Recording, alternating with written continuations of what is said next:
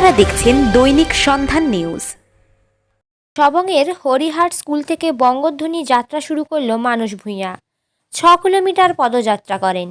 উপস্থিত ছিলেন বিধায়ক গীতারানী ভূঁইয়া, আবু কালাম বক্স সহ নেতৃত্বরা। তৃণমূলের রাজ্যসভার সাংসদ মানস ভূঁইয়া জানান, কৃষি, আলু, সবজি উৎপাদন বাংলায় প্রথম সারিতে রয়েছে।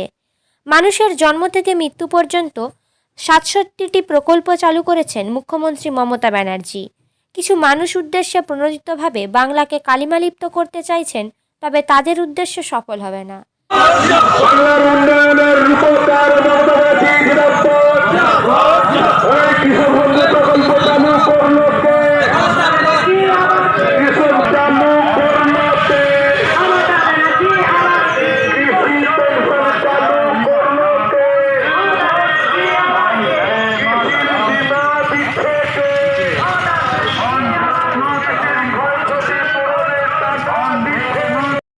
পশ্চিম মেদিনীপুর থেকে ক্যামেরায় সুজয় নায়কের সাথে সায়ন্তিকা সাহুর রিপোর্ট, দৈনিক সন্ধান নিউজ।